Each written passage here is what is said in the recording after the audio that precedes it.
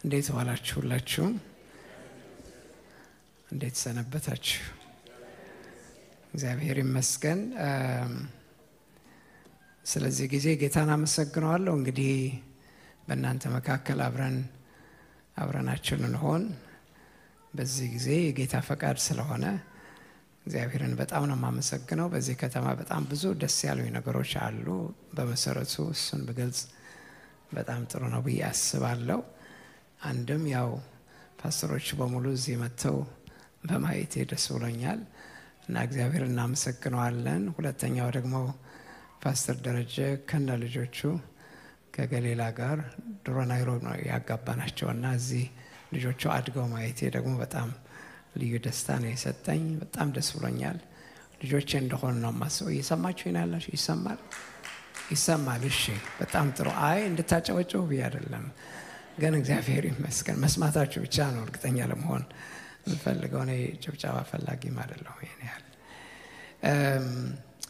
ሶስተኛው ነገር ግን እግዚአብሔርን ማመሰግነው ስለ ፓስተሮች ነው። በጣም ጌታን ለማመስገን የምፈልገው የኔ ሀብት ምንድነው ካላችሁ፣ እኔ ብዙ ሀብትና ንብረት የለኝም እና ይሄ ደግሞ ስል ምንም አቁዘምዝሜ አይደለም እናገረው፣ ደስ ብሎኝ ነው በጌታ ማለት ሀብቴ እነዚህ እግዚአብሔር ሰዎች ናቸው፣ ፓስተሮች ናቸው፣ የኔ ሀብት መሪዎች ናቸው እና በጣም ደስ ይለኛል ከነሱ ጋር ያሳለፍኩት ጊዜ።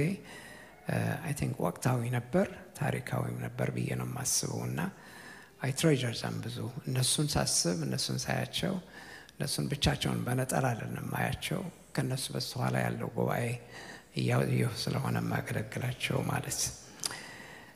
እሱን ካልኩኝ አሁን በቅርብ ጊዜ ኢትዮጵያ ሄጄ ነበር እና ኢትዮጵያ ከረጅም ዓመታት በኋላ ነው የሄድኩት። አይደል ነው ብዙዎቻችሁ አይ ቲንክ የውሃ መንገድ ሳይሆንላችሁ አይቀርም። እኔ እንደሱ አይደለሁም።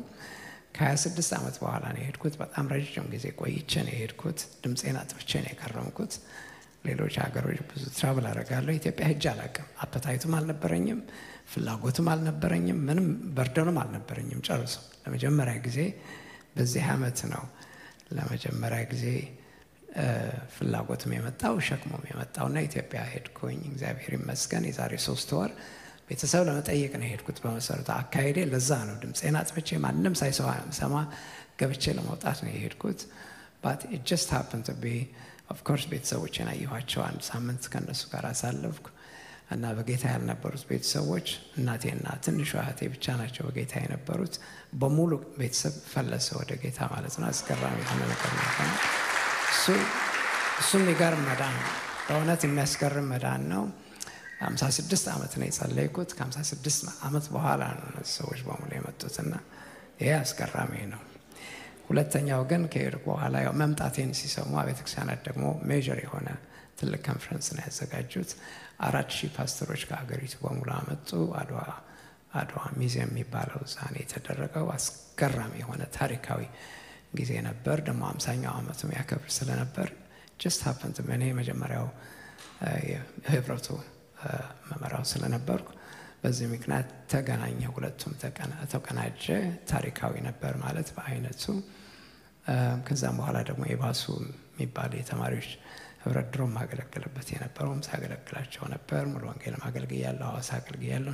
እንደዚህ አሁን ሁለተኛው ግን በቅርብ ጊዜ ሄጄ ነበር። ለ1 ወር ነው የሄድኩት። አሁንም እና ሐዋሳ ያለችው የህይወት ብርሃን ቤተክርስቲያን 6000 ፓስተሮች ነው ከሀገሪቱ በሙሉ ያመጡት። በጣም ግዙፍ ጉባኤ ነበር እና ከሀገሪቱ በሙሉ ከቤተክርስቲያናት ሁሉ ነው የጠሩት።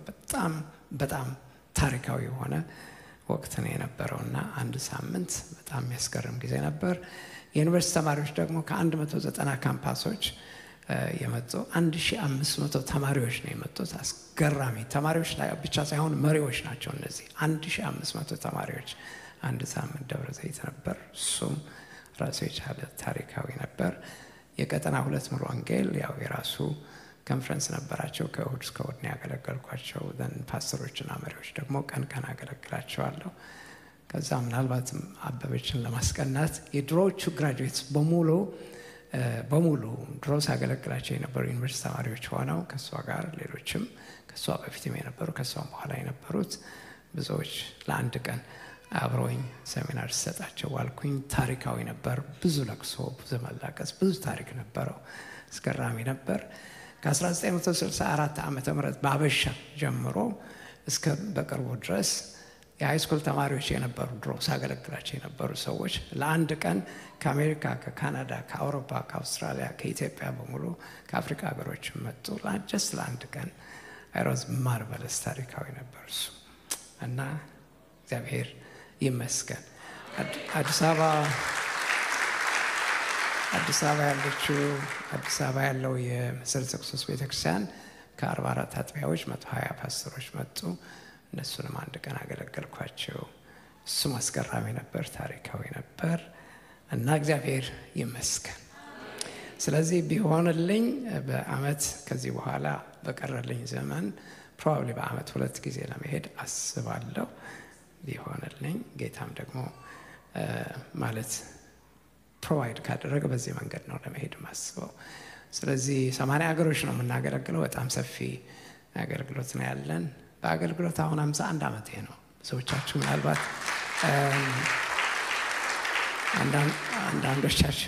ብዙዎቻችሁ ምናልባት ያልተወለዳችሁ ልትሆኑ ይችላላችሁ። በስጋ ግን 51 ዓመቴ ነው በጌታ አገልግሎት ከቆየው። በጣም ደስ ብሎኝ ነው የማገለግለው።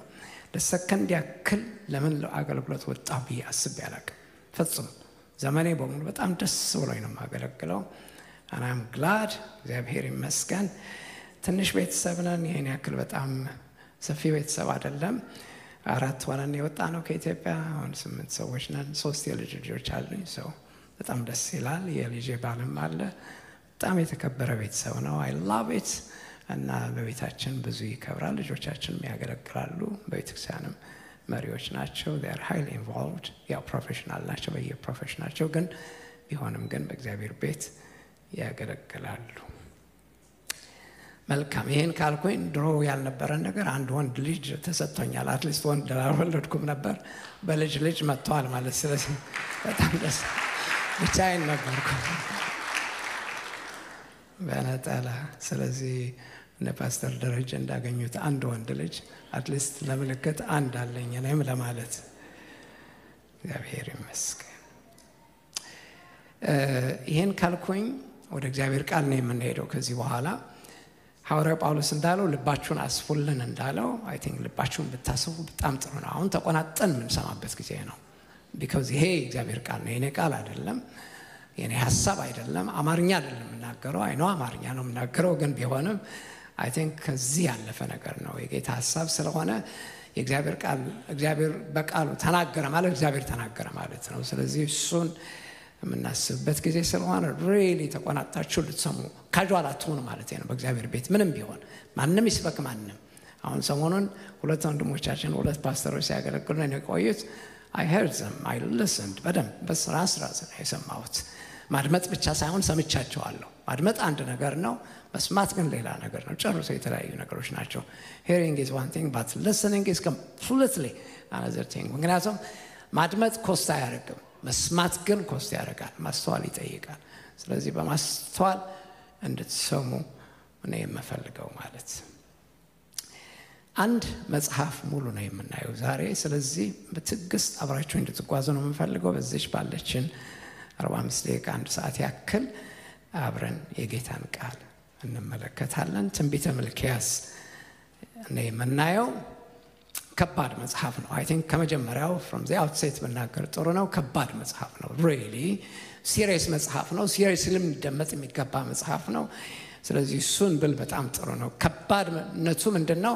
ምዕራፍ 1 እና ምዕራፍ 2 ከባድ ምዕራፎች ናቸው። ስለዚህም ደግሞ I will have to say it loud and clear በግልጽ መናገር የሚገባኝ ምዕራፎች ናቸው። እሱን ለማለት ፈልጋለሁ። ግን ደግሞ ምዕራፍ 3 ምዕራፍ 4 የሚያስገርሙ ምዕራፎች ናቸው። በጣም ደስ የሚሉ እና ልብም ብዙ የሚነኩና የሚያረሰርሱ ሐሳቦች ያሉባቸው ናቸው። በሁለት የተከፈሉ ሐሳቦች ናቸው። ትንቢተ ሚልክያስ በመጀመሪያ ደረጃ ቲሙን ብነግራችሁ ጥሩ ነው። የመጽሐፉ እምብርት ዋና ሴንትራል ቲሙ ሴንትራል ሐሳቡ የዚህ መጽሐፍ ለማጠናት ብትፈልጉ ማለት እንዳውም ከነጨራሽ ይነዋት you have to forget me በተቻለ መጠን መርሳት አለባችሁ ብያ ነው። እኔ እንድረሳ ነው የምፈልገው። አታስታውሱኝ ጨርሶ እንዳው ከነጭራሹ ከቃሉ ጋር ተጣብቃችሁ ከኖራችሁ የኔ ደስታ ተፈጸመ ማለት። ስለዚህ እኔ እዚህ ያለሁት ጌታን አሸር ለማድረግ ነው እንጂ I'm just practically nobody practically እንደሱ ለማለት ያህል አይደለም። I don't pretend ለማስመሰል እናንተ እንደስማሰኘት አልናገርም። እኔ እንደሱ አይነት ሰበካ አይደለሁም። ስለዚህ ከልቤ ነግራችኋለሁ just ከቃሉ ጋር ተጣብቃችሁ ለመኖር ከፈለጋችሁ abide to it እና ተጠቀማላችሁ። ረጅም ጊዜ ይዛችሁት እንድትሄዱት የሚያስፈልግ መጽሐፍ ስለሆነ ቲሙ ምዕራፍ 4 ቁጥር 2 ላይ ያለው ሐሳብ ነው። ዋና ሰንትራል ሐሳቡ እዛ ላይ ነው ያለው። ቲሙ ይሄ ነው፣ ጭብጥ ሐሳቡ ይሄ ነው ማለትና እንደዚህ የሚል ቃል ነው። ነገር ግን ስሜን ለምትፈሩት ለእናንተ የጽድቅ ፀሐይ ትወጣላችኋለች፣ ፈውስም በክንፎቿ ውስጥ ይሆናል፣ እናንተም ትወጣላችሁ፣ እንደ ሶባም እምቦሳ ትፈነጫላችሁ የሚለው ሐሳብ ነው። አጭር ጸሎት እንጸልይ። ጌታ አምላካችን ሆይ ክብር ምስጋና በሰማይና በምድር ለአንተ ይሁን። አምላካችን እግዚአብሔር ሆይ አንተ በቃልህ እንድትናገረን በመንፈስ ቅዱስም ክብር ደግሞ በመካከላችን እንድትገለጥ ጌታ እግዚአብሔር ሆይ ቃልህንም በመንፈስ እንድትገልጸው ለአንተ ክብር ራሳችን ቀድሳለን በኢየሱስ ክርስቶስ ስም አሜን። አንዳንድ ሐሳቦች መናገር አለብኝ። መግቢያ ሐሳቦች ስላሉ አይ ቲንክ ትንሽ ትታገሱኛላችሁ። አስፈላጊ ቁልፍ የሆኑ ሐሳቦች በመሆናቸው ምክንያት አንድም ሚልክያስ የሚለው የራሱ የጸሐፊው ወይም የነቢዩ ስም መተርጎማችን በጣም አስፈላጊ ነው ብዬ አስባለሁ። ከመጽሐፍ ጋር የተገናኘ ስለሆነ በዚህ ምክንያት ማሰባችን ጥሩ ነው። ሚልክያስ የሚለው ሐሳብ ትርጓሜው ማይ ሜሰንጀር ማለት ነው፣ መልእክተኛዬ ማለት ነው። በመሰረቱ ትርጉሙ መልእክተኛዬ ማለት ነው። የሚገርመው ነገር ግን ምንም እንኳን አባትና እናቱ ፕሮፌቲካሊ በትንቢት መልክ እንዲህ አይነት ነገር ይናገሩ እንጂ ስለሱ ስያሜ ያወጡለት እንጂ የሚገርመው ነገር ግን ዋና መልእክተኛ ግን እሱ አልነበረም አክቹአሊ። ስለዚህ በኋላ አሳያችኋለሁ። እሱ ከበስተኋላ ያለው ሌላ መልእክተኛ አስተናጋጅ እንጂ ዋና መልእክተኛው እሱ አልነበረም። ስለዚህም ደግሞ በኋላ ጀስቲፋይ አደርገዋለሁ። ግን ትርጉሙ ሚልክያስ የሚለው ሐሳብ መልእክተኛዬ ማለት ነው፣ ማይ ሜሰንጀር ማለት ነው እና እሱን መያዛችን በጣም ጥሩ ነው። ሁለተኛው ሐሳብ የተጻፈበት አጻጻፉ አስገራሚ ነገር ነው። ምክንያቱም እነዚህ መጽሐፍ ቅዱስን ኦርጋናይዝ ያደረጉ ሰዎች ሰማው መጨረሻ የብሉይ ኪዳን መጨረሻ አድርገው ነው ያስቀመጡት። ትክክል አይደለም፣ በፍጹም ትክክል አይደለም። መቀመጥ የነበረበት ኢን አክቹዋል ሴንስ መቀመጥ የነበረበት እንዳውም በእዝራ መካከልና በነህምያ መካከል ነው መቀመጥ ያለበት። በዛ መሃል ነው የተጻፈው። ስለዚህ የተጻፈበት ዘመን ዲተርሚን የሚያደርገው እሱ ስለሆነ መጻፍ የነበረበት መቀመጥ የነበረበት በእዝራና በነህምያ መካከል ነው መቀመጥ የነበረበት። ስለዚህ በ458 ዓመተ ዓለም እና በ445 ዓመተ ዓለም መካከል መታቀፍ ነበረበት፣ መጻፍ ነበረበት እና የተጻፈውም በዛ ስለሆነ እንደዛ ነው ማሰብ ያለብን። ዓመተ ዓለም ታውቃላችሁ ወደ ኋሊት ነው የሚሄደው። ስለዚህም ደግሞ ከ458 እስከ 445 ዓመተ ዓለም ባሉ በመካከል ባሉ ዘመናት የተጻፈ መጽሐፍ ነው። እሱን ማሰባችንም በጣም አስፈላጊ ነው ብዬ አስባለሁ። ማሳሰቢያዎች አሉኝ። ማሳሰቢያዎቹ በጣም ክሩሻል ናቸው፣ ወሳኝ ናቸው።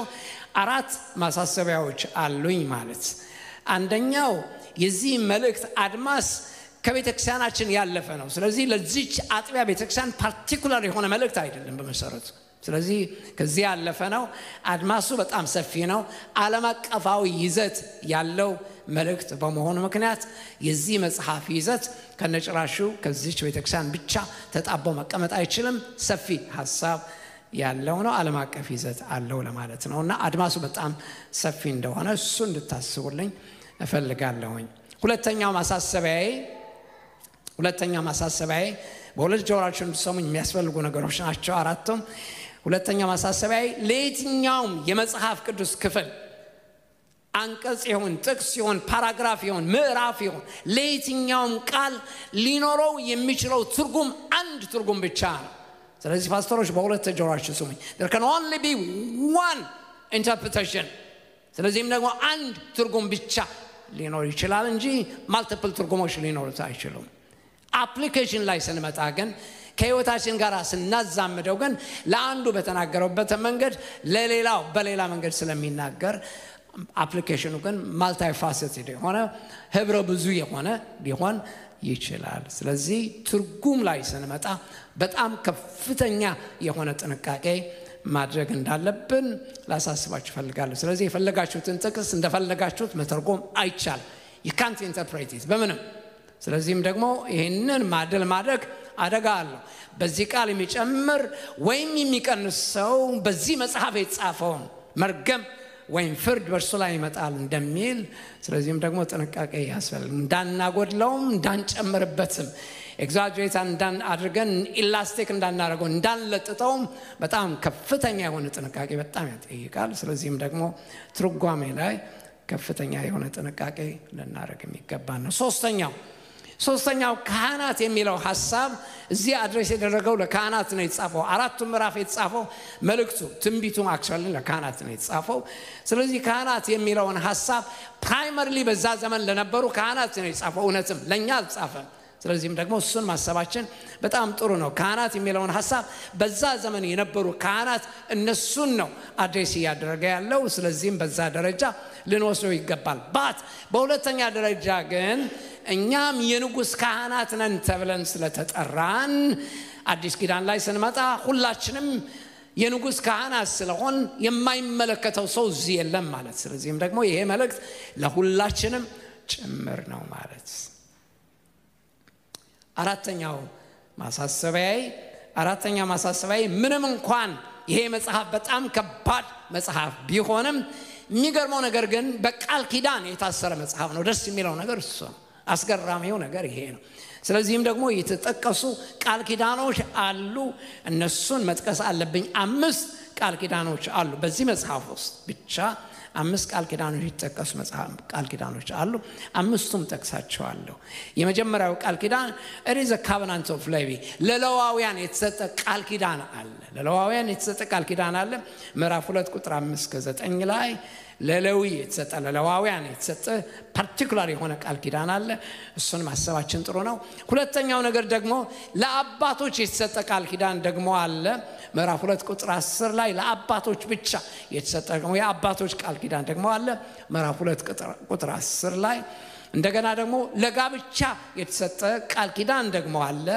ምዕራፍ 2 ቁጥር 14 ላይ። ስለዚህም ደግሞ በቃል ኪዳን የታሰረ መጽሐፍ ነው። አራተኛው መልእክተኛ ለሚለው ዋና መልእክተኛ ለሆነው ዋናው መልእክተኛው አክቹአሊ ይሄ ሚልኪያስ አይደለም ብያችኋለሁ። መልእክትና መልእክተኛ የሆነው ጌታ ኢየሱስ ክርስቶስ ራሱ ነው። ስለዚህም ደግሞ ስለ እውነተኛው መልእክተኛ ምዕራፍ 3 ቁጥር 1 ላይ የተሰጠ ቃል ኪዳን አለ። መልእክተኛ ለሚለው ምዕራፍ 3 ቁጥር 1 ላይ የተጠቀሰ ሐሳብ አለ። እሱን ቃል ኪዳን ደግሞ ማሰባችን በጣም አስፈላጊ ነው። አምስተኛው ቃል ኪዳን ደግሞ it is a covenant of love የፍቅር ቃል ኪዳን ደግሞ አለ። ስለዚህም ደግሞ እሱንም ማሰባችን በጣም ጥሩ ነው። ምዕራፍ 1 ከቁጥር 2-5 ድረስ የፍቅር ቃል ኪዳን ደግሞ አለ። ምዕራፍ 1 ከቁጥር 2-5 እነዚህ ሐሳቦች መዳሰሳችን በጣም አስፈላጊ ነው። ስለዚህ በጣም ደስ ይላል። መጽሐፉ ሄቪ ነው፣ ከባድ ነው፣ ግን ደግሞ በቃል ኪዳን የተለወሰ ነው፣ በጸጋ የተለወሰ ነው። ምንም ጊዜም ቢሆን ቃሉ እግዚአብሔር ሲናገር ምንም እንኳን የከበደ ነገር ቢናገር ጠንካራ ነገር ቢናገርም ሲል ግን በቃል ኪዳን አስሮ በጸጋ ለውሶ ነው የሚሰጠውና ምን ያህል ጥበብ እንዳለው እግዚአብሔር ማስተዋል እንችላለን። ስለዚህ ይሄ መጽሐፍ በቃል ኪዳን የታሰረ መጽሐፍ ነው። በጣም ደስ ይላል። ይሄን ካልኩኝ እንግዲህ ወደ አንደኛው ምዕራፋችን እንሄድና የችግሩ ዳራ ወይም የሸክሙ ዳራ ወይም ባክግራውንድ ብናይ በጣም ጥሩ ነው። ችግራቸው ምንድነው የነበረው? እነዚህ ካህናት የተባሉ ሰዎች ችግር ነበረባቸው። ችግራቸውን ነው አድሬስ የሚያደርገው ያለው። ግን ችግራቸው ምንድነው የሚነበረው የሚለውን ሐሳብ ምዕራፍ 1 ከ1-5 ያለውን ሐሳብ ብናነበው በጣም ጥሩ ነው። አስገራሚ የሆነ ችግር ነው ያላቸው። ሊቸገሩበት በማይገባ ችግር ነው የሚቸገሩት ያሉት። ወድጃቸዋለሁና ይላል እግዚአብሔር ካለ በኋላ እናንተ ግን በምን ወደድከኝ አላችሁኝ አለ እግዚአብሔር። ወድጃቸዋለሁና ይላል እግዚአብሔር፣ እናንተ ግን በምን ወደድከኝ አላችሁ ይላችኋል። ምዕራፍ 1 ቁጥር 2 ላይ ስለዚህ ዋና ችግራቸው የነበረው የእግዚአብሔርን ፍቅር ነው የተጠራጠሩት በአእምሮአቸው ዳይሉትድ የሆነ አመለካከት ነበራቸው የተበላሸ ትዊስትድ የሆነ አእምሮ ነበራቸው የእግዚአብሔርን ፍቅር ፈጽሞ ሊገባቸው አልቻለም እግዚአብሔር ወድጃቸዋለሁ ሲላቸው እነሱ ግን ምን አሉ በምን ወደድከን ብላችኋል ይላል የሰራዊት ጌታ እግዚአብሔር ይላል ሰይጣን ምንም ጊዜም ቢሆን ከዘፍጥረት ጀምሮ እስከ ዛሬ ድረስ ሰውን የሚገዳደርበት ዋና መሳሪያ አርጎ የሚጠቀምበት ነገር ምንድነው ከተባለ የእግዚአብሔርን ፍቅር መጠራጠር ነው በተለይም ደግሞ ከመናልፍበት የመከራ አይነት የተነሳ ችግር ስቃይ ሐዘን የተነሳ ስብራት የተነሳ በህይወታችን ከሚካሄዱት ነገሮች የተነሳ አብዛኛውን ጊዜ ሰይጣን የሚፈልገው ኮስችን እንድናረገው እንድንጠይቀው የሚያስገድደን ፎርስ የሚያደርገን ኮርነር የሚያደርገን ምን ላይ ነው ቢባል የእግዚአብሔርን ፍቅር መጠራጠር ነው ይሄ በጣም ከባድ ይመስለኛል ሶስት የፍልስፍና ነገሮች ልናገር ፍቀዱልኝ አእምሮአችሁን አስፉልን ልባችሁንም አስፉልን እንደተባለ ሐዋርያ ጳውሎስ እንዳለው ልባችሁ ብታሰቡ በጣም ጥሩ ነው ሶስት አፈርማቲቭ የሆኑ ነገሮች እናገራለሁ ሶስት እውነቶች ናቸው ሶስቱም ብናገራቸው በጣም ጥሩ ነው የመጀመሪያው አንደኛው እውነት እግዚአብሔር ሙሉ ኃይል ያለው ሙሉ ስልጣን ያለው ሙሉ ችሎታ ያለው ሁሉን ነገር ማድረግ የሚችል ኦል ፓወርፉል የሆነ አምላክ ነው ምንም ሁሉ ነገር ማድረግ የሚቻለው አምላክ ነው he is all powerful አንድ እውነት ይሄ ነው ሁለተኛው እውነት እግዚአብሔር ሊለወጥ የማይችል ሊቀየር የማይችል በቃል ኪዳን የታሰረ ልዩ ፍቅር ያለው አምላክ ነው he is all loving and caring ምን ይባላል እንደ እግዚአብሔር የሚያፈቅር አምላክ የለም አይለወጥም እግዚአብሔር አንቸንጀብል የሆነ እግዚአብሔር የማይለወጥ እግዚአብሔር ስለዚህ ፍቅሩ አይለወጥም ቃል ኪዳኑም አይለወጥም ሐሳቡም አይለወጥም ዓላማውም አይለወጥም ስለዚህም ደግሞ እግዚአብሔር ፍቅሩ እጅግ የጸና አምላክ ነው ይሄም እውነት ነው ሶስተኛው ግን በጣም ይከብዳል ስለዚህም ቀስ ብላችሁ እንድትሰሙኝ ነው የምፈልገው ነገር ግን መከራና ስቃይ አለ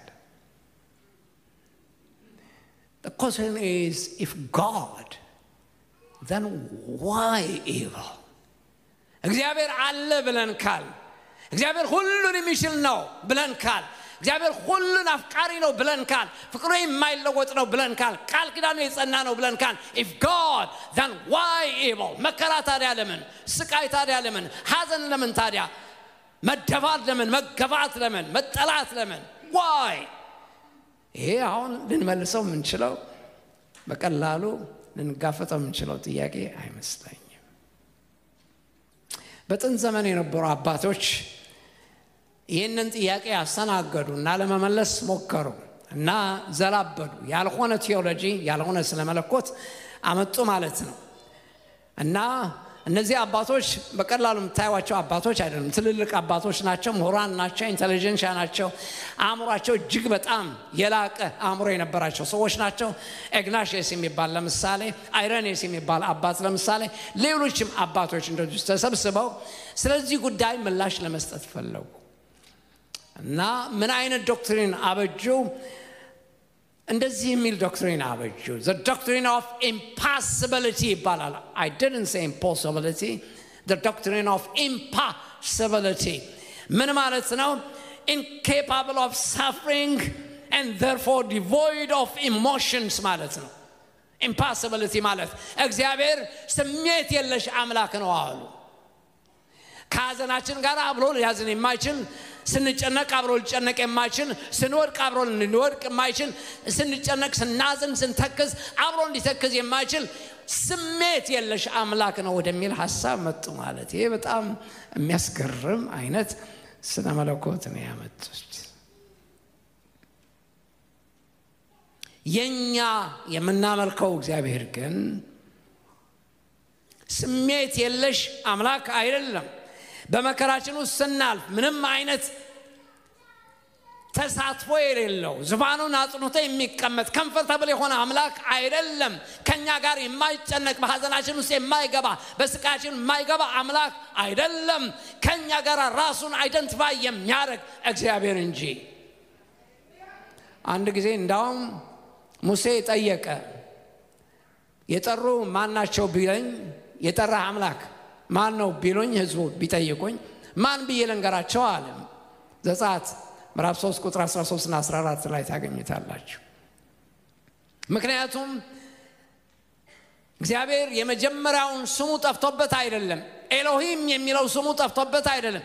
ኤሎሂም ማለት ትራንሰንዳንት የሆነ ከፍጥረቱ እጅግ የራቀ ከፍጥረቱ እጅግ ከመራቆም የተነሳ ሊታይ በማይችል ብርሃናት ውስጥ የሚኖር እጹብ ድንቅ የሆነ አስፈሪ ግርማ ሞገስ ያለው እና ሩቅ የሆነ እግዚአብሔር ማለት ኤሎሂም ማለት ይሄ ነው።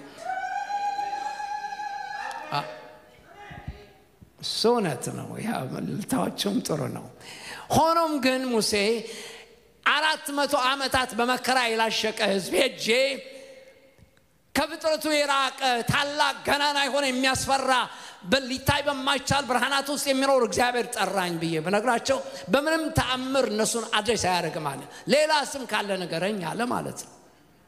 ምክንያቱም ዘጸአት ምዕራፍ 6 ቁጥር 3 ላይ ለአባቶች ለአብርሃም ለይስሐቅና ለያዕቆብ ኤሎሂም በሚለው ስሜ እንደተሰጠኋቸው እንደተገለጥኩላቸው አንተ ታውቃለህ አለው። ስለዚህ ያውቅ ነበር። ነገር ግን አሁን ለአንተ በመጠራው ስሜ ግን ለነሱ አልተገለጥኩላቸውም ይላል። ያህዌ የሚለው ስሜ ግን አልተገለጥኩላቸውም ይላልና እግዚአብሔርን የጠየቀው ሌላ ስም አለ ወይ አለ። እግዚአብሔር እንዲህ አለው ያለና የነበረ ላከኝ ብለህ ነገራቸው። I am what I am, I will be what I will be. ሐሸር ሃያ ለሐሸር ላከኝ ብለህ ነገራቸው። ያህዌ ላከኝ ብለህ ነገራቸው። ያህዌ ማለት የቅርብ አምላክ ማለት ያህዌ ማለት በመከራችን ውስጥ ገብቶ አብሮን የሚሰቃይ አብሮን አልቅሶ አብሮን የሚስቅ ከመከራችን ከሐዘናችን ነጥቆ ማውጣት የሚችል ከስቃያችን ውስጥ ሊያወጣን የሚችል የመከራን ሳይክል መበጠስ የሚችል አስደናቂ የሆነ ሮህሮህ አባት ማለት ነው። ያህዌ ማለት አማኑኤል እግዚአብሔር ከኛ ጋር ማለት።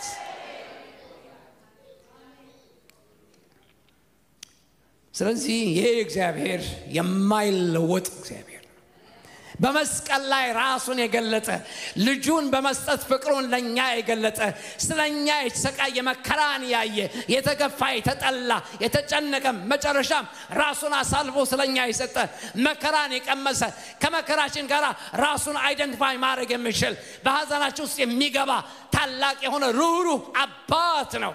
ያህዌ ማለት ይሄ ነው። ስለዚህም ደግሞ ለናውቅ ይገባል እግዚአብሔር ስሜት የለሽ አምላክ አይደለም። ሳዲስት አይደለም። ጨካኝ አይደለም። እኛ በመከራ ስንደቆስ በሐዘን ስንደቆስ አይቶ የማይራራ አምላክ አይደለም። ስለዚህም ደግሞ don't ever doubt ፍቅሩን አትጠራጠሩት። ምንም ቢሆን የትኛውም ዘመን በምንም አይነት መከራ ውስጥ እለፉ እግዚአብሔር ፍቅሩ አይለወጥም። unchangeable God እንደዚሁ እንዳውም በዚህ መጽሐፍ ላይ እኔ እግዚአብሔር አልለወጥምና እናንተ ያዕቆብ ልጆች ሆይ የጠፋችሁ አይደላችሁም ማለት አይለወጥም። እግዚአብሔር is unchangeable። እንዳውም የኛ ዓለመጥፋት አፈርም ያደርገን ያስረገጠልን ምንድነው የሚባል የእግዚአብሔር ዓለመለወጥ ነው። because ስለማይለወጥ ነው ያልተለወጥ ነው። ስለማይለወጥ አንጠልፋ ስለማይለወጥ ምንም ነገር ልንሆን አንችልም። why? because he is unchangeable God። እግዚአብሔር ስሙ የተባረከ ይሁን እና ስሜት የለሽ አምላክ አይደለም። እያየ ፊቱን የሚመልስ አምላክ እናመልክ። አምላካችን በሐዘናችን ውስጥ በስቃያችን ውስጥ በስብራታችን ውስጥ በመናልፍበት መከራ ሁሉ በብቸኝነታችን በደቀቀንበት ሁኔታ ሁሉ አይቶ የሚራራ አባት ነው። ግን ተጠራጠሩት እነዚህ ሰዎች ፍቅሩን በመጠራጠራቸው ምክንያት በእነዚህ ሰዎች ላይ የመጡ ሰበቦች አሉ። እሱን ማየት አለብን። ምዕራፍ 1 እና ምዕራፍ 2 ላይ የተገለጹ ሐሳቦች ስለሆኑ በጣም ሰፊ ሐሳቦች ናቸው እና አምስቱም ማየት አለብን። 5 ሰበቦች አሉ። የመጀመሪያው አንዱ ሰበብ ምንድነው ያመጣባቸው? ንጹህ የሆነ ልባዊ አምልኮ ማጣት። የመጀመሪያው ነገር እሱ ነው። አምልኳቸው ጠፋ። ንጽህና ጠፋ ከነጭራሹ። ዲፋይል አደረጉት። ዲፋይል ወርሺፕ ነበራቸው። እድፋም የሆነ ቆሻሻ የሆነ ለጌታ የማይገባ ነውረኛ የሆነ አምልኮ ማምለክ ጀመሩ። አንፎርቹኔትሊ እናንተ ስሜን የምታቃልሉ ካህናት ሆይ አላቸው። እንዳውም ከነጭራሹ የረከሰ መስዋዕት ከማቅረባቸው የተነሳ የእግዚአብሔር ገበታ የተነቀፈ ነው ብላችሁ ተናገራችሁ አላቸው እግዚአብሔር። በዚህ ምክንያት በመሰዊያዬ ላይ እሳትን በከንቱ እንዳታቃጥሉ በእናንተ ዘንድ ደጅ የሚዘጋ ምን ነው በተገኘ እስከሚል ድረስ አምልኳቸውን ጠላው እና ከዚያም ደግሞ አስቀናቸዋለሁ አላቸው። በአሕዛብ ዘንድ ስሜን አስከብራለሁ እና ስሜ በአሕዛብ ዘንድ ታላቅ ይሆናል ይላል የሰራዊት ጌታ እግዚአብሔር አላቸውና ከዚያ በኋላ እናንተ ግን ጢቅ አላችሁበት ይላል። ተፋችሁበት፣ በአምልኮዬ ላይ ናቃችሁት፣ አንደቅድቃችሁ አለፋችሁ። እኔን ለማምለክ ብላችሁ ዘፈን የሚመስል አይነት ዘፈን ዘፈናችሁልኝ፣ አስናቃችሁት፣ መስዋዕቴን ረገጣችሁት አላቸው። ለዚህም ደግሞ ሁላችንም including worship team ማስታወስ ያለበት ማሰብም ያለብን worship is not an outer expression but it is an inner beauty. ምንም ቢሆን አምልኮ በውጭ መግለጫ አይደለም። ሆይ ማለታችን እልልታችን አይደለም። ነገሩ ያለው ቁም ነገሩ ያለው it is an inner beauty። እዚህ ውስጥ የሚካሄደው ነገር ማተር ያደርጋል። መስዋዕታችን ውስጥ ነው ያለው። ማይንድ ዩ ነፍሳችሁ ለጌታ እንደ ውሃ ካልፈሰሰ የጽድቅ አምልኮ ማምለክ ካልቻላችሁ የእናንተ እልልታና ጭብጨባ ለመስማት የተቀመጠ እግዚአብሔር አይደለም። You have to know that it is a beauty. የውስጥ ውበት ነው አምልኮ ማለት። ይህንን ውበት ይዘን ካልሆነ በስተቀር እግዚአብሔርን ማምለካችን በከንቱ ነው የምናመልከው ያለ ነው ማለት። ጫጫታችን ወካታችን ምንም ነገር ማለት አይደለም። የሙዚቃ ማቀነባበራችን ምንም ማለት አይደለም። ሙዚቃው ያለው እዚህ ውስጥ ነው። ማይንድ ዩ don't defile the worship። ከዓለማውያን ባልተሻለ መንገድ ማምለክ አንችልም። እዚህ ይሄ የእግዚአብሔር ቤት ነው። ማይንድ ዩ ሁለተኛው የእግዚአብሔርን አገልግሎት አረከሱት። ምዕራፍ 2 ቁጥር 1 እስከ 9 ላይ ዲፋይልድ የሆነ ሚኒስትሪ ነበራቸው። አገልግሎቱን አናናቁት ከነጭራሹ። ካህናቱ እግዚአብሔርን ከመስማት ይልቅ በብዙሃን ድምጽ ተወሰዱ። የጌታን ትእዛዝ ከመስማት ይልቅ በልባቸው ምኞት ወይም አምቢሽን ተወሰዱ፣ ተዋጡ። በእግዚአብሔር ፍርሃት ራሳቸውን በመግዛት መኖር ሞኝነት መሰላቸው። ለዓመታት በቅንነት ሲያገለግሉ የቆዩትን ዘመናት በሙሉ ምናምንቴ መሰላቸው። ስለዚህም ደግሞ አገልግሎታቸውን ናቁት። ይልቁንም ለታዋቂነት ፖፑላር ለመሆን ዝነኛ ለመሆን ሳሱ፣ ቋመጡ። የሰው ጭብጨባ ፈላጊዎች ሆኑ። የእግዚአብሔር እውነተኛ ቃል ከማስተማርና ከመስበክ ይልቅ ብቸኛ ድምጽ ከመሆን ይልቅ በብዙሃኑ አፍ እንደ ማስቲካ ለመላመጥ ፈለጉ። የሰው ክብር ፈላጊዎች ሆኑ ማለት የራሳቸውንም ክብር ፈላጊዎች ሆኑ። መጨረሻ ላይ በዚህ አካሄዳቸው እግዚአብሔር ለሌዋውያን የሰጠውን መለኪያ የእውነትን ቃል መለኪያ አልጠበቃችሁም አላቸው። በቅንነት የሚናገሩ ደግሞም የማያሳፍሩ ሰራተኞች ሆነው ራሳቸውን ተፈትነው ሊወጡ አልቻሉም። ቴስትድ ሲሆኑ ማለፍ አቃታቸው፣ ወገባቸው ያዙ። ስለዚህም ደግሞ እግዚአብሔር አዘነ። የእግዚአብሔርን ሕዝብ ወደ ቃሉ ከማምጣት ይልቅ ከሰው የመነጨ የትንቢት ቃል እንዲንጠላጠል አደረጉት። አንፎርቹኔትሊ ይሄ ነው በጣም የሚያስገርመው ነገር ይሄ ነው። እናንተ ግን ከመንገዴ ፈቀቅ ብላችኋል አላቸው። የእግዚአብሔርን ቃል ሊይዙ ይገባ ነበር። ሆኖም ግን ከአፋቸው የሚወጣው የሚያሰናክል ወቅታዊ የሆነ የትንቢት ቃል በማምጣት ሰውን አጂቴት አደረጉት። የሰውን ጆሮ አደነቆሩት። ስለዚህም ደግሞ የማይገባ አጉል ተስፋ ለሕዝቡ በትንቢት መልክ ሰጡት፣ ነሰነሱትም። የእግዚአብሔርን ቃል አቃለሉት። ሰው የእግዚአብሔርን ቃል ጋራ ተጣብቆ ከሚኖር ይልቅ ከሰው ትንቢት ቃል ጋራ እንዲጣበቅ አደረጉት። አዲክትድ እንዲሆን አደረጉት። በዚህ ምክንያት ሶስተኛው እግዚአብሔር የሰጣቸውንም ትዳር አረከሱት። የሚገርመው ነገር ዲፋይልድ የሆነ ፋሚሊ ላይፍ ነበራቸው።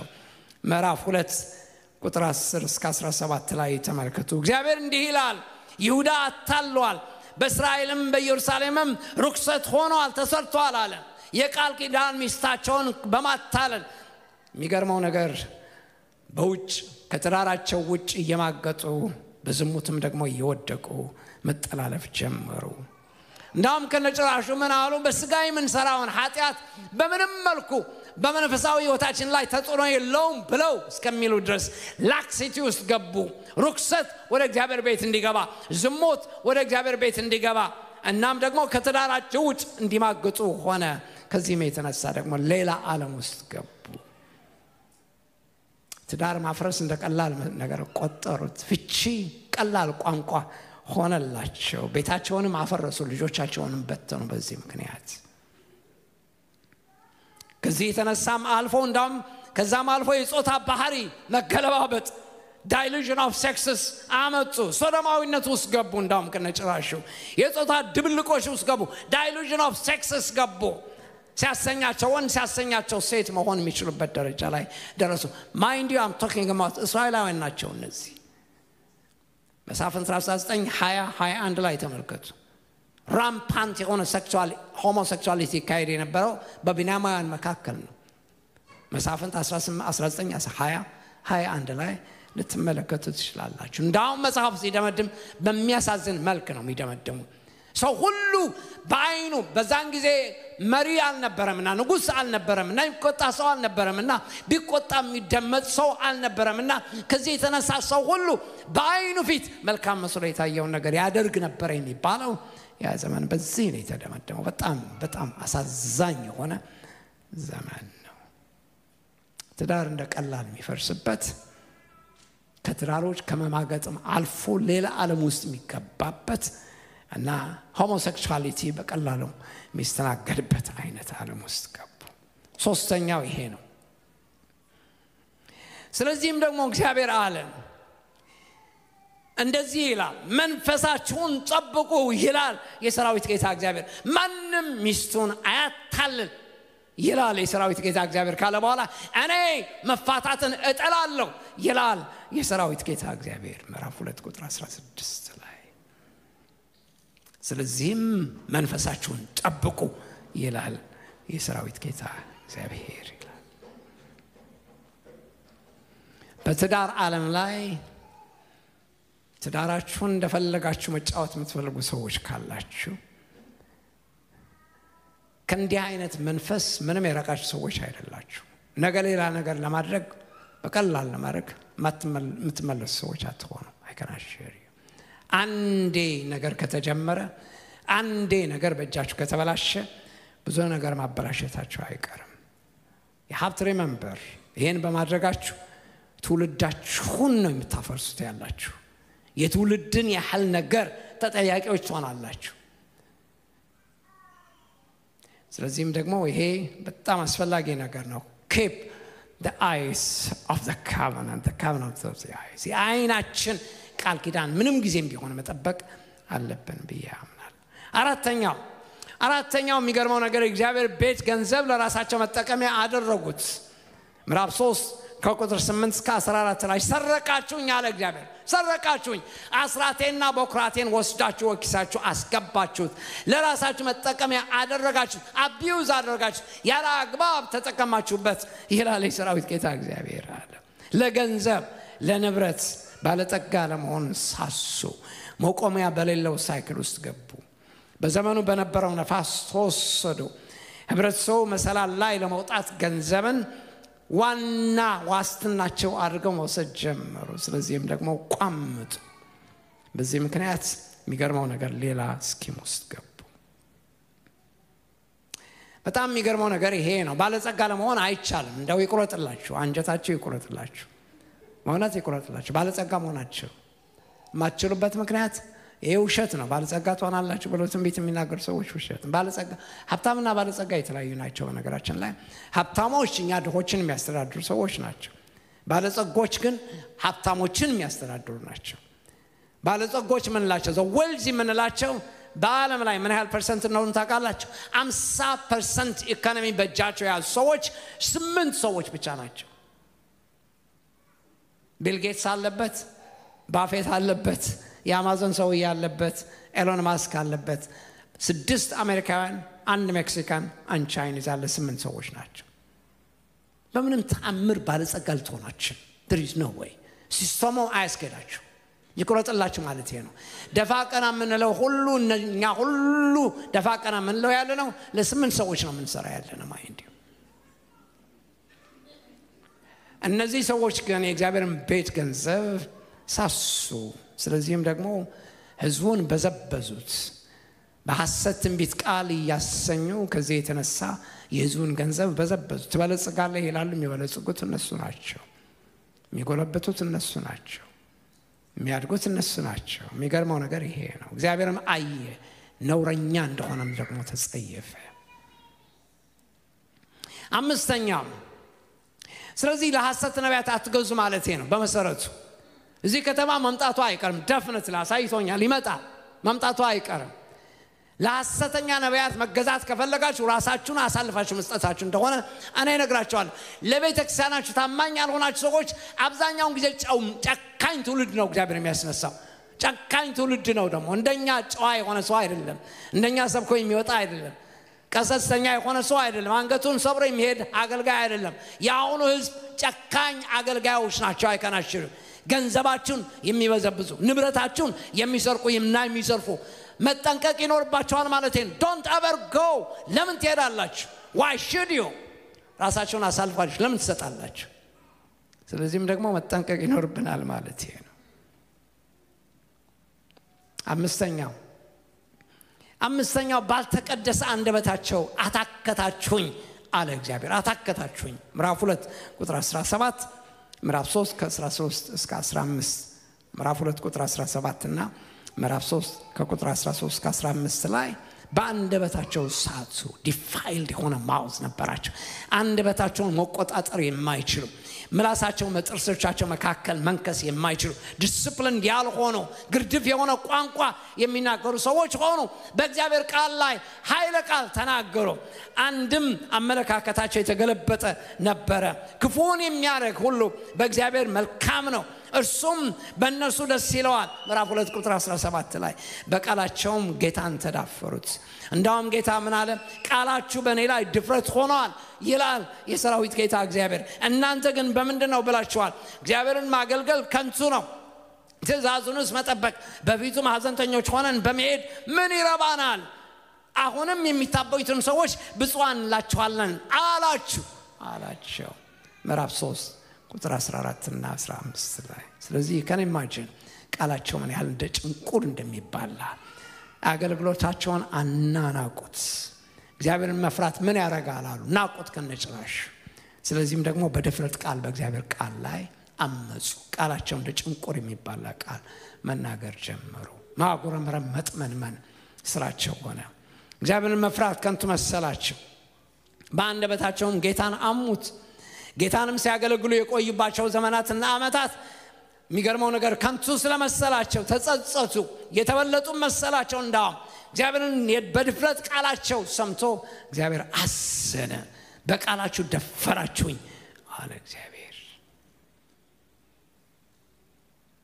ስለዚህ አንዱ ገጽታ ይሄን ይመስላል። ምዕራፍ 2 እና ምዕራፍ 1 እና ምዕራፍ 2። ምዕራፍ 3 እና ምዕራፍ 4 ግን ርዕሱ ምን ብየዋለሁ? ታማኝ ቅሬታዎች ብየዋለሁ። ታማኝ ቅሬታዎች faithful remnants ብየዋለሁ። ታማኝ ቅሬታዎች ከምዕራፍ 3 ጀምሮ ቁጥር 18 እስከ ምዕራፍ 4 ቁጥር 3 ድረስ ያሉ ሐሳቦች ይህንን በሙሉ ያጠቃልላሉ። ግን ስለነዚህ ሰዎች የተሰጠ መለኪያ አለ፣ የተሰጠ ስያሜ አለ። እነሱን ዲስክራይብ ለማድረግ የተጠቀምበት ቋንቋ ስላለ እሱን መጥቀሴ በጣም ጥሩ ነው። 2 ቋንቋዎች ተጠቅመዋል። አንደኛው እግዚአብሔርን ለሚፈሩት ይላቸዋል።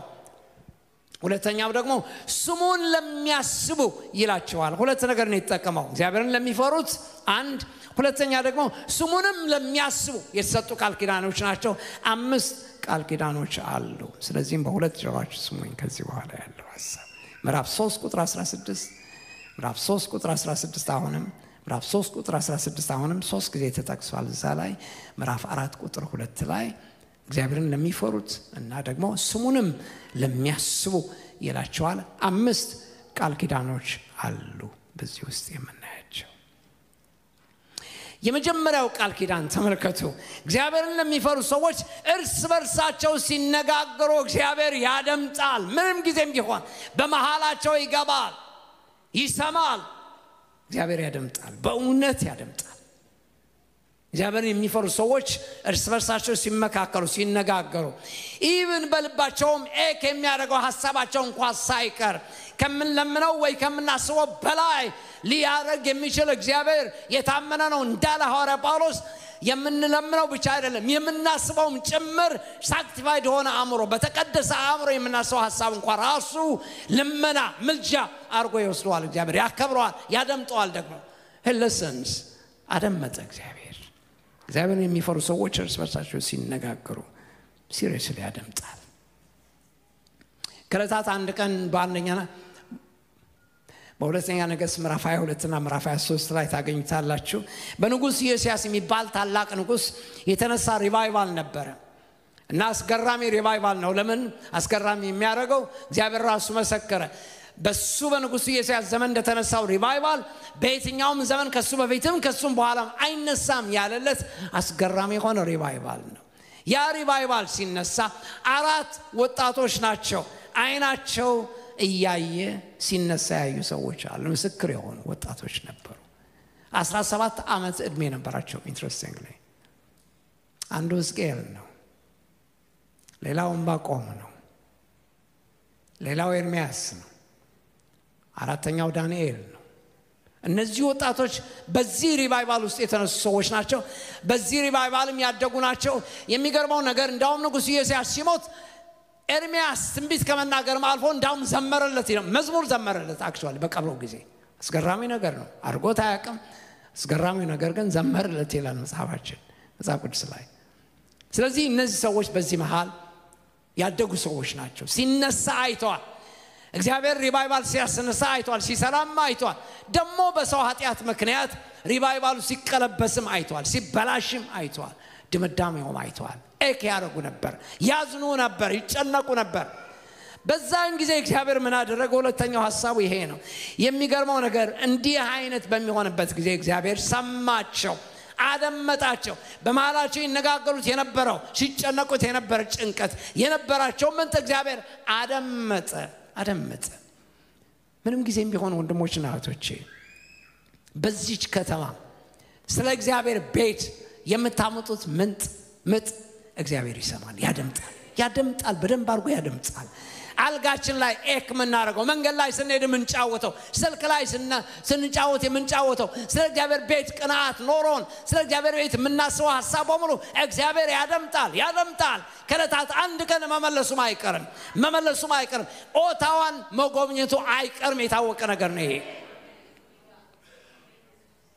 ያደምጣል እግዚአብሔር and be careful ብትነጋገሩት ነገር ስልክ አንስታችሁ ብትነጋገሩት ነገር በጥንቃቄ ማስተዋል አለባችሁ ሰሚ አለ አድማጭ አለ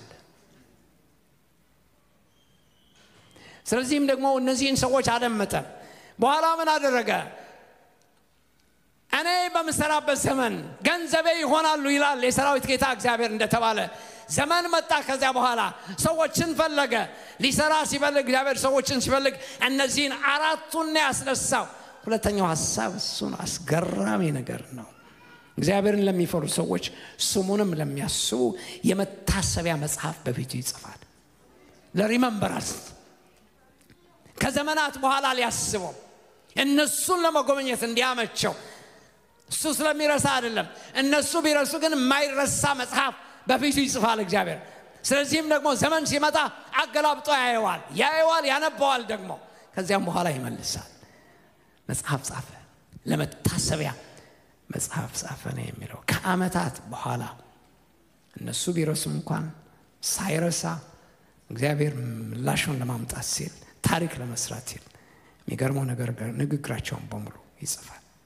ሶስተኛው ጌታ እግዚአብሔር በሚሰራበት ዘመን እነሱ ገንዘቤ ይሆናሉ ይላል የሰራዊት ጌታ እግዚአብሔር እንዳለ መጀመሪያ ያስነሳው ሕዝቅኤልን ነው ሕዝቅኤል 22 ቁጥር 30 ላይ እነሆ በፈረሰው ቅጥር በኩል የሚቆምላትን ሰው ፈለኩ አላገኘሁም ብሎ የሰማያትን ኦሮሮ ሲያስተጋባ ነው የምናየው ሕዝቅኤል ከዛ ይቀበልና ዕንባቆም ደግሞ የምድሩን ኦሮሮ ደግሞ ያነሳል አቤቱ እስከመቼ በባህር ላይ እንደሚርመሰመሱ አሶች እንዴት ብቻችን ትተወናለህ እስከመቼ አትፈርድልንም አቤቱ ለምን እስከመቼ የሚሉ ጥያቄዎች ሲጠይቅ ዕንባቆም ደግሞ እናያለን። ሶስተኛው ኤርምያስ ይመጣና ለእናንተ የማስባትን ሐሳብ ኤርምያስ 29 ቁጥር 11 ላይ ለእናንተ የማስባትን ሐሳብ እኔ አውቃለሁ ይላል የሰራዊት ጌታ እግዚአብሔር።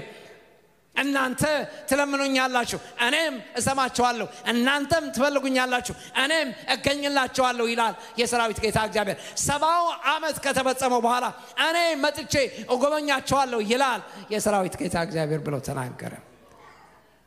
የሚገርመው ነገር ግን አራተኛው ሰው ከየት ነው የሚመጣው? እዛ ላይ ነበር ችግሩ።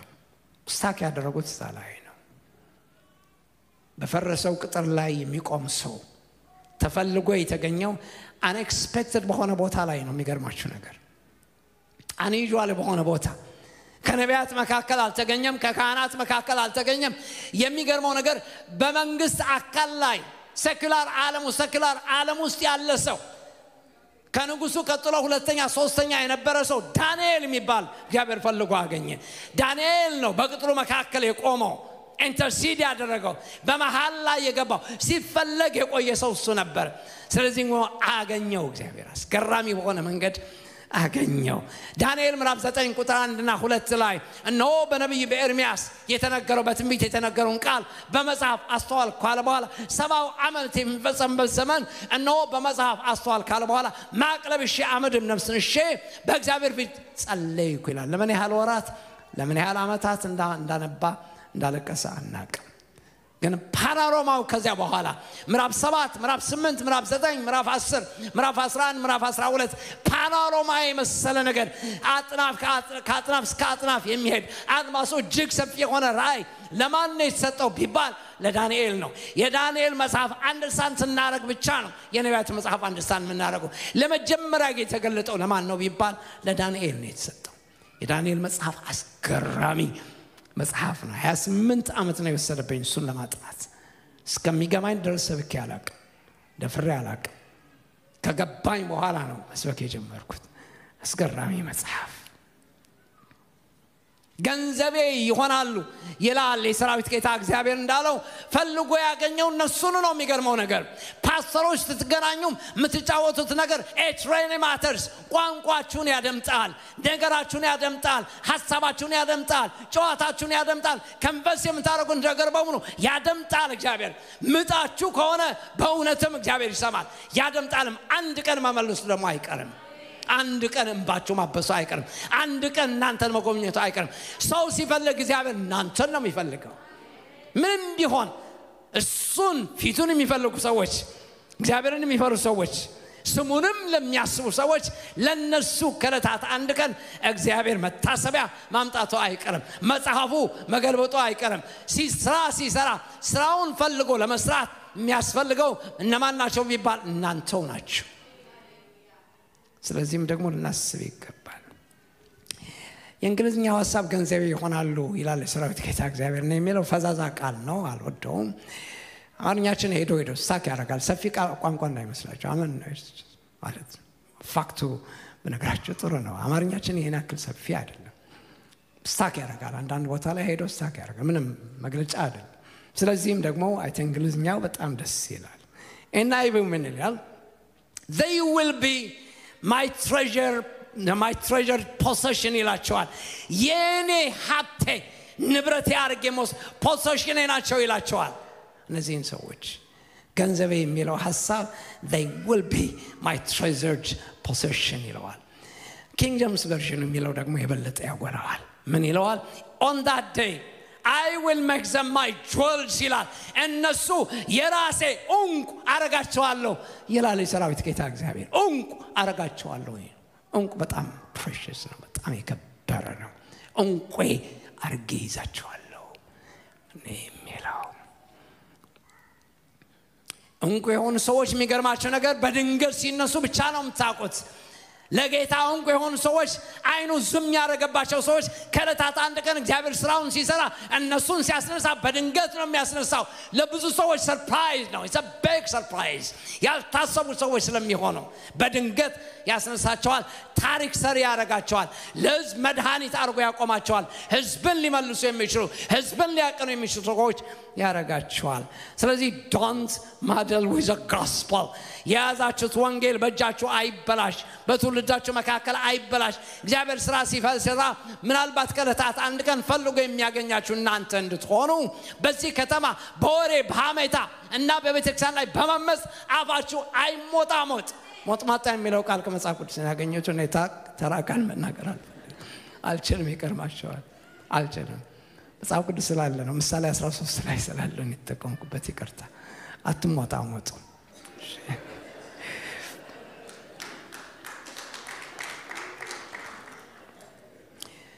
ሰው ብዙ ነገር አንዘብዝብ ነገም ታፍሩበትን ነገር አትናገሩ በታሪክ የሚያስጠይቃችሁ ነገር አትናገሩ ነገ በኋላ የጌታ ስራ ሲመጣ ምናልባት አፋችሁ ይዛችሁ ሰርፕራይዝ ከሚሆኑ ሰዎች ከምትሆኑ ይልቅ ለሰርፕራይዙ ምክንያት ከሚሆኑ ሰዎች እግዚአብሔር እንዲያረጋችሁ ነው መጸለይ ያለባችሁ በእውነት አንደበታችሁን ጠብቁ ከመልስ የምታረጉት ነገር ኢቫሉዌት አድርጉ ንግግራችሁ ጨዋታችሁ ከመልስ የምታረጉት ነገር ካሜታ አፋችሁን አንደበታችሁን ዝጉ ማለቴ ነው ከፖለቲካ ውጡላችኋለሁ እኔ እነግራችኋለሁ ከዚህ ከፖለቲካ ከዚህ ደርቲ ከሆነ ከኢትዮጵያ ፖለቲካ ፈጽሞ ካልወጣችሁ በስተቀር ለእግዚአብሔር ስራ አትበቁም አይከናሽሪም አይ ማንኛችሁም ልትበቁ አልችሉም ነፃ ካልወጣችሁ በስተቀር አንደበታችሁን ካላሰራችሁ በስተቀር በማታውቁት ነገር አትዘባርቁ የኢትዮጵያን ጉዳይ ለኢትዮጵያ ጉዳይ ተውት I don't know it I don't want to know it I don't have the appetite to know it የኢትዮጵያ ፖለቲካ ገብቶኝ ማያውቅም ሊገባኝም አልፈልግም እኔ ማይገባ ነገር ነው ብዙ ስርስር ያለ ነገር ስላለ በኋላ ምታፍሩበት ነገር አትናገሩ don't do it በእውነት የእግዚአብሔር መንግስት ስራ መቼ ተጫውተን ጨረስ ነው መቼ ቀነኝ ተቃኝተን ጨረስ ነው ስንት ነገር መጫወት የምንችለው ነገር አለ ስንት ጸጋ ምን ከፋፈለው ነገር አለ ስንት የእግዚአብሔር እውነት መገለጥ ያለበት ነገር አለ don't do it come out of it ሳይክሎ መበጠስ አለበት ከብሔረተኝነት ከዘር ጉዳይ መርዛም ከሆነ ነገር come out of it you are a Christian either you are a Christian or you are not ታዲያምን በዘር ከተመናችሁ you are not after all ስለዚህ ፕራይም ነገራችሁ ዘራችሁ ነው ማለት ከዘራችሁ ያለፈ ነገር ካልሆነ ክርስትናችሁ I think የትም ልደርሷችሁ ማይካናችሁ ቆይታችሁ በሆነ ነገር ላይ ጎሸቃችሁ አይቀር ስለዚህም ደግሞ ለናስብ ይገባል እግዚአብሔር ገንዘቡ ከሚያረጋቸው ሰዎች ማይ ጆል ካላቸው የኔ ኡንቁ ናቸው የኔ ፖሰሽን ናቸው ከሚላቸው ሰዎች መካከል እግዚአብሔር እንዲያረጋችሁ ነው መመኘት ያለብን አራተኛው የነዚህ ሰዎች ህይወት በቃል ኪዳን ልባቸው ለታሰረባቸው ሰዎች እግዚአብሔርን ለሚፈሩ ሰዎች ስሙም ለሚያስቡ ሰዎች ለሊትና ቀን ስሙን ብቻ ለሚያስቡ ሰዎች የሚገርመው ነገር የነሱ ህይወት የነሱ ኑሮ ዘይቤ የነሱ አገልግሎት በእግዚአብሔር ሕዝብ መካከል መለኪያ አረጋዋለሁ ስታንዳርድ አረጋዋለሁ ይላል የሰራዊት ጌታ እግዚአብሔር ነው የሚለው መለኪያ አርጌ አቆማቸዋለሁ በሕዝብ መካከል በኃጢአተኛውና በጻድቁ መካከል ሊለዩ የሚሽሩ መለኪያ አርጌ አቆማቸዋለሁ ይላል የሰራዊት ጌታ እግዚአብሔር እንዳውም ከነጭራሹ ለዘሩባቤል የተነገረውን ቃል ዛሬ ፕሮባብሊ ለአንድ ሰውም ሊሆን ይችላል እና በሁለት ጆሮአችሁ ስሙ ሐጌ ምዕራፍ 2 ቁጥር 23 ላይ የጄ ፊርማ የጄ ቀለበት አረጋሃለሁ ይላል የሰራዊት ጌታ እግዚአብሔር ነው የሚለው አማርኛው I will make you the signature of my hand ማለት ነው የራሴ የጄ ፊርማ አረጌ አቆመሃለሁ አንተ የምታስበውን ሐሳብ እንዳጸናው የኔ ሐሳብ እንደሆነ አስረግጬ ለመናገር የምችልበት አንተ ያስከው ነገር ለማባረክ ካፍ የሚወጣውን ቃል ለማጽናት ሐሳብህን ለማከናወን ካንተ ጋር አብሬ ለማሰብ ነገሮችን በሙሉ እንዲከናወን ለማድረግ I will make you the signature of my hand የራሴ የጄ ፊርማ አረጋሃለሁ ይላል የሰራዊት ጌታ እግዚአብሔር